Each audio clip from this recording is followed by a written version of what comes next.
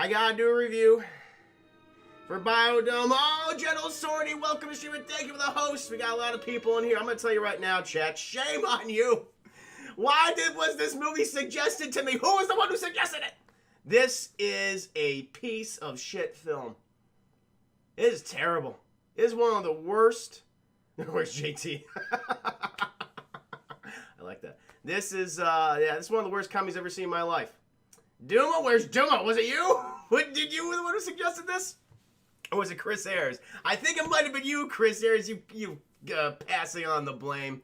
I'm gonna tell you right now. This is I watched this after the stream last night, and I don't know how I'm gonna do a spoiler review for this because I mean there's a plot, if you want to call it that. We start off at like how the movie starts. Like the first 15 minutes, like you get everything, you find out who the characters are and everything. But then in between that, up until like the final, I say 20 minutes of the movie, it's just random shenanigans. It's just terrible gags and joke after joke after joke that just does not hit. You just have what the fuck? We got Pauly Shore. I think this is the first Pauly Shore movie I've ever seen like from like in completion chat, like in a sitting. With Pauly Shore and, what's his name? The less talented Baldwin brother, Stephen Baldwin. The crazy one. One of the craziest ones, I should say. It's just them doing jokes that just don't work. I can try to get into some of the jokes that I think off the top of my head that just don't work, but we'll get into it. I want to welcome everyone to the stream. How's everyone doing today? Oh, my God. Chris Ayers, good to see you. Hanan, good to see you. Shaking them cheeks. Only on special occasions. You know that. Purple Canary, welcome. Happy Sunday to you as well. Fern, good to see you. This is terrible. I didn't want to do like I didn't want the intro image be Biodome. The less imagery from that movie, the better on my stream. I'm gonna do the spoiler review, chat, but it's gonna be hard. It's gonna be a hard one to do. We're gonna get right into it. I'm okay, man. I'm all right. How are you? You're doing great. Excellent. I'm glad you're doing great. Yeah. Now I'm just thinking about how to review this film or give a spoiler review because I really can't. It's hard. I'm gonna try. I don't even know who the fuck the names of these characters are. So I'm going to give the background of this movie, chat. This came out during the late to mid-90s when Pauly Shore was releasing a ton of films during that decade. I think he's like the son of a notable comedy club owner, I want to say. Yeah, he did films like Encino Man in 1992. Did Son-in-Law and then Biodome. Like this is what he's fucking known for. Yes, he's the son of Mitzi Shore, who founded the Comedy Store, which is where a lot of stand-up comedians got their start in California. And I don't know if this was fucking nepotism or something, chap, but I've never seen his stand-up. I don't know how he is as a comedian. I have not seen Encino Man. I have not seen Son-in-Law, so I don't know. But in this movie, he has terrible.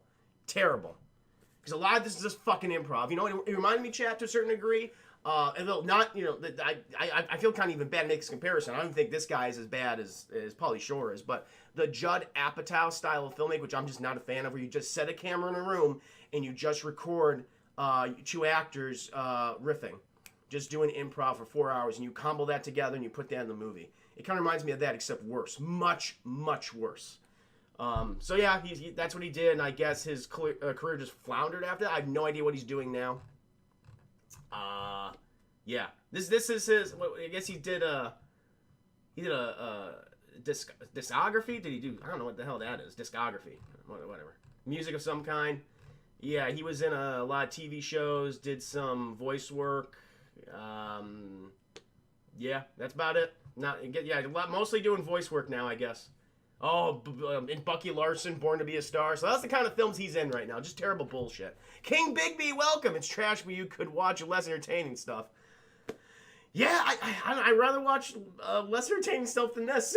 Let me know what some of that less entertaining stuff is, man. It might be better than this. It is terrible. He was in a Goofy movie? Oh, did he voice the Cheese Whiz guy? Was he that character? I don't remember his name. Encino Man is much better. Isn't that with Brendan Fraser? Isn't the plot of that film about a caveman that they find the ice? And they teach him the ways of modern-day 90s society? Yeah? Okay. I'll take your word for it. I hope it's better than this film. If it's just as bad or even worse, fuck that. Thomas, good to see you. But, yeah, so this movie came out, guys. I don't know who the fucking director is. Jason Blum. Let's see what Jason Blum did. I'm legitimately curious what this guy did. Not a whole lot. Not a whole lot. Let me see here. Film credits. Biodome. He did Biodome. Did Overnight Delivery with Paul Rudd and Reese Witherspoon. I don't know what that is. He did A Viva Lost Nowhere, a film starring James Caan and Daniel Stern. That you can't even find a link to that. He directed episodes of Soldier of Fortune Inc., Veronica Mars, and iZombie. So iZombie is a relatively recent show. He also was a production assistant on Action Jackson and K9. So I guess he's just doing a lot of television work now. So okay, at least he's a working director. He's got that going for him. Yeah. So the movie came out. Well, they had a budget of $15 million. This movie's fucking cheap too, guys. They didn't spend much on it, but it just looks, it looks terrible. The budget of $15 million, box office 13.4, so it was a huge fucking bomb. I think it's considered to be like one of the worst comedies of all time. Won a whole bunch of Razzie Awards and worst of lists and everything.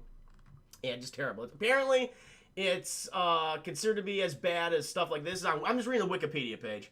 What is this? Inappropriate comedy, which is terrible. The Garbage Pail Kids, Death of a Nation. Like, these are the films that have, like, the lowest critic ratings ever. So, yeah, some pretty bad stuff right here, guys. So, it's terrible. So, I'm just gonna tell you, it starts out with these two fucking schmucks who are roommates, they're, prototypical stoners, chat, lazy, do nothing, cheat on their girlfriends. Just human pieces of shit. Just garbage. One of them names is Bud, I guess. Bud goes by Squirrel for some reason. That's Pauly Shore's character. And you got Doyle, and that's Stephen Baldwin's character. Again, the movie just fucking starts in this fucking hectic montage. It's very 90s, chat, like punk 90s. You get all these images going by. The text is constantly changing to different things. You get that, like, record scratching in the back. It's awful. So these two fucking schmucks, they're just, doing nonsense. Just goofy. I can't remember any of the gags, chat. It's so hard. I remember one gag, like, well, okay, here's how the film starts. So they want to get out of the going to Earth Day with their girlfriends. They have these two very attractive women as their girlfriends. I have no idea. I guess they just have very low self-esteem, and they're like, this is the best we can get, so we gotta date fucking Bud and Doyle. But Bud and Doyle, despite them, finding these amazing women, probably the one good thing in their lives, they're doing everything they possibly can to ruin the relationships that they have. And so they want to get out of going to Earth Day and picking up trash at the side of the goddamn highway with their girlfriends. And so Bud just smacks Doyle in the head with a book. And, that's a good excuse enough to prevent them going on their little Earth Day excursion. The girls, they come by the house like, oh, what happened?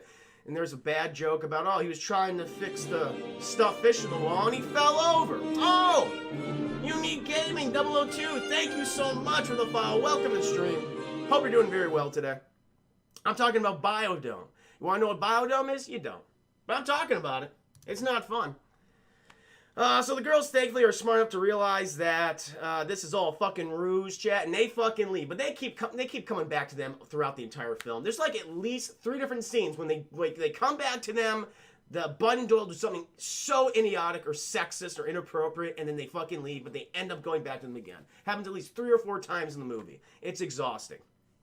Bud and Doyle, I think they go out looking for the girls, trying to ask for their forgiveness. Fucking Doyle, he's got to use the bathroom or whatever. He's got to empty his peen, as he says in the film. They pull up to the biodome of the movie, which biodome basically, chat, it's the scientific research facility. They're gonna lock 5 scientists in this enclosed environment to stimulate the specific areas of environment, basically. So desert, rainforest, lagoon, like what have you, all the different ecosystems around the planet. And they live in there for a year within nature, and I guess they see what happens. I don't know. They get the guy who, from the old man from the classic Disney film, The Luck of the Irish, is a basketball movie, who turns into a leprechaun. He's in this film, chat. It's very exciting. He's the millionaire backer for all you Luck of the Irish fans out there. So Bud and Doyle, they scheme their way into the biodome. Because Doyle's got to use the bathroom. And they're, again, terrible gags. Everything's a gag. I can't remember any of them. It's just bad shit. Believe me. So they go ahead. They get in the biodome. I think... how did they get in? They do something. I think they just ride on the floor or something like that. Security guard's like, I'm done with this. I'm here for an hour to film today. I'm getting my $50 check and this is it. If I gotta watch fucking Pauly Shore and Stephen Baldwin ride on the floor, at least make it under an hour, okay? There's only so much I could do. And that's their comedy, chat. That's Pauly Shore. It's just him mumbling his lines to other people and just trailing off. There's not like a punchline to a joke. Or even the gag like themselves, like it's like, oh, at least at that moment, they just trail off into nothing. And then people just leave the room and he keeps doing it. That happens so many times in this film. Like when he's talking to one of the, one of the hot scientists, chat, the one he tries to rape her, earlier in the movie. And we'll get to that fucking scene. And it's just him doing yoga to her. Because just doing yoga is so funny. So he's doing his yoga moves, trying to impress her, chat on the floor. And it's not, he's just on his stomach. He's like lifting his leg. I thought he was just going to fart at her or something like that. But he doesn't do that, thankfully. Just lifting his leg and like putting his arm behind his back and going, and just making like weird noise. I guess sexual noises, I assume. And she's like, she's kind of charmed by it because of course she is. And then you got the lead scientist guy with this fucking luxurious mullet. Dr. Faulkner. That's the name I remember, check. Dr. Faulkner. He goes fucking crazy in the film, chat, and tries to kill everybody, which you would when you're locked in a goddamn biodome with Pauly Shore and Stephen Baldwin for over a year. That's what happens, chat. So they're locked in the biodome because they piss in the natural rainforest, chat, contaminated. Of course they do. Because fucking Stephen Baldwin's piss is filled with all sorts of drugs and toxins in it. He has to leave his system and just pollute the environment, as he does in the rest of the movie. So they do that. Scientists go in there to wave goodbye to the press. They fucking walk, Bud, fucking, what their names are. Pauly Shore and Stephen Baldwin, they walk out and like, oh my God, they're stuck in here. And then we can't open the door. We'll ruin the experiment. $100 million on the line. Shouting like, oh, they're there. And so they make the best of it, or the scientists try to make the best of it, chat. They're like, okay. You know what? They tried to save face, chat. They say, oh, no, these two are actually scientists. They are the chaos element of nature. They're here to represent that. It's like, okay, I got you, Million. Because the fucking character from the Luck of the Irish, chat, he's back in this experiment. He's got $100 million in the line. He's got to come up with some excuse, or he's done. This is it. These two fucking morons could ruin the entire operation for him. He's like, okay, I got to sell this. And yeah, these guys are the chaos element of nature. So they just go with it, and they have interactions, and because of course the fucking press in the world are so enamored, they're engendered towards Pauly Shore and Stephen Baldwin, and they got an action figure line. They got girls wanting, sign my boobs and all that shit, chat, just pressing up the big old the bazungas, or up to the glass, and they sign like all that bullshit. The girlfriends, they stop by constantly, and they talk, and again, it's the thing where, oh, we're mad at you, we're gonna leave, but they come back. And they eventually get back together in the movie, chat, because there's even bigger douchebags than Pauly Shore and Stephen Baldwin in this film. I know, it's crazy, but it actually happens. There's an infamous scene in the film where basically the people say, okay, well, we don't have rooms for you, you can sleep in the broom closet. Here's some pillows and some blankets, just leave us the fuck alone.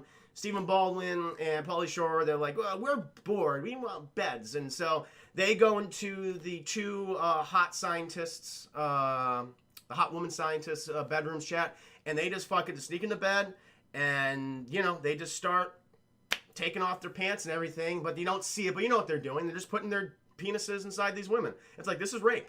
Isn't that funny? But apparently it was a hoot back in the day. And it's really awkward and uncomfortable, and it's just garbage. At this point, I just wanted to turn the movie off, because I'm like, this is just offensive. There's nothing about this that really works. And I'm like, okay, I guess we're going to keep on going. The very shenanigans happen throughout the film. Again, it's this bad gag after bad gag. It's Pauly Shore and Stephen Baldwin trying to be funny, but failing miserably. The editing is terrible because they just let them improv the entire time. And you have the actors who are in the movie, they're like, we don't know how to interact with them.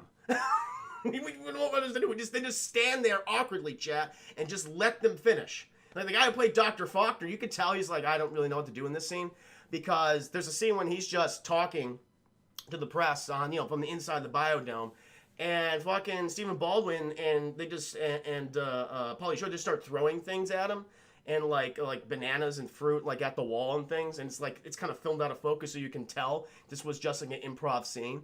And the guy, he's trying to keep going off the speech, but he kind of like, okay, I really don't know what to do now, so he kind of like backs out of the scene completely. And then I guess the scene I guess they kind of worked it out, chat, where it's like, okay, you're supposed to interrupt the thing, but they didn't say what the interruption will be. We're going to make it feel natural, but nothing feels natural in this movie because of Pauly Shore and Stephen Baldwin's performances. And so they talk to the press, hold that guard, because they're just fucking in love with these two idiots, these two schmucks. I need a drink, hold on. Having too much improv in a movie can be bad, that's true. Sometimes it can work, but if you just don't have a script in front of you, like even something to work from, and like, okay, we can add this here or things, then yeah, it will often fall apart. Oh. Chris Ayers, if there was any movie would have given you a pass for refusing to review, this would have been it. I wish I could review it. D here, welcome to stream. I wish I could give you a spoiler review. It's just, there's nothing to spoil. I can't remember any of the jokes because they're just that terrible. Just the scenes themselves, they all fall into each other. The girlfriends, they're still getting the subplot with them where they're still trying to get involved with, saving the environment type of stuff. Because, now everyone says, oh, those are the two babes of Pauly Shore and Stephen Baldwin. We want to hook up with them. We got to get laid. And so they trick the girls into going to various events. And the girls find out, like, oh, you're just trying to sleep with us. And they go, yeah. At one point, chat, Stephen Baldwin and, I think, this is the part of the movie I like because the scientists at this point have had it up to fucking here with them. Like, okay, we just have to isolate them in an area. So Dr. Faulkner says, after you messed up all these experiments, years upon years of research, we're just going to try to kill you now. Kind of like just get our hand, like in the best way possible, chat. So they're just going to isolate them in the desert ecosystem and just leave them there. It's like, you guys are just going to be there. You're going to participate in a little experiment. And everyone's fucking like, let's just do it.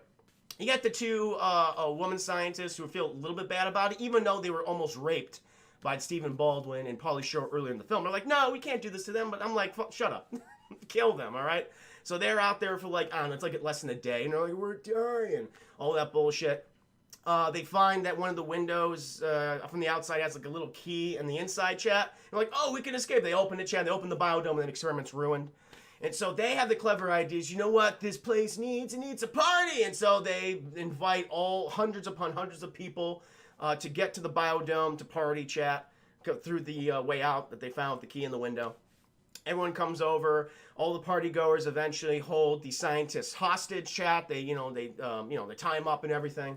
I don't know what they did with them. They did something. Purple Canary, welcome to stream. Thank you for 30 biddies. Here's the reward for doing the review for this film. Thank you, Purple Canary. I'm trying, chat. Oh, give it Saul. Hey, how you doing? Good to see you. Don't know if it was brought up, but the main villain is played by the man who played Walter Peck in Ghostbusters. Oh my God, you're right. I feel so bad for him. I feel so bad. God, I guess he's playing the same role. Yeah, I'll tell you what happens to him later, chat. I need another drink. I'm sorry. Hold on. Yeah, they're just some of the scientists are villains, or they're just I don't know. Like Faulkner, he set up the villain towards the end of the film because after the big party, the girlfriends of Stephen Baldwin and Pauly Shore, they show up and they're disappointed in them because you ruined the biodome. You didn't care about the scientific research, you just care about yourselves, and this makes Stephen Baldwin and Pauly Shore feel a little bit bad about the situation. They're like, okay, you know what, you're right. We're sorry, we don't care about anything. So they, try to clean up the biodome. They convince the scientists to stay there. Well, actually, they hold them hostage because they find the key from the window. So fucking Stephen Baldwin, he locks it again. Because the one fucking key for this window, chat, locks it, swallows it. He's like, now no one can leave. And then for the rest of the year that they're in there, I think it's like 340 days. Cause that's up to the point in the movie where, it's like 340 days. So they have a lot left. And they bond the scientists, and the scientists just love them because they're finally participating in all the experiments. Meanwhile, Dr. Faulkner, he went fucking crazy. The guy from Ghostbusters, the man with no dick, chat. The man with no dick, he goes fucking nuts, and they can't find him in the facility. And it's not until like the final day, or like towards like, it's like the night before the final day of the biodome opening. Everyone's celebrating together. Everyone's happy. God, Pauly Shore and Stephen Baldwin, you saved the goddamn experiment. Thank you for being you. It's like, no! No! That's not what should be taken away from this movie. So the guy about a dick, he's been living off the fucking grid inside the biodome, chat, and he's managed to create coconut bombs. Basically, these pyrotechnic bombs that just have a coconut shell. And he's going to place them around the biodome to bring it down, to destroy it, chat. So he's, I guess, in turn, the chaos element in this case. You know who they are. The schmucks. They find Dr. Faulkner. Faulkner convinces them to help him with his, pyrotechnic, basically his terrorist act, chat, to bring down the biodome. The day of the ceremony, I think what happens is, this is what happens, because fucking Pauly Shore and Stephen Baldwin, they were loved goofing around the entire time, just throwing the coconuts. One of them opens up, it's like, oh my god, it's a bomb. So they destroy all the bombs, or most of them, chat, except for one.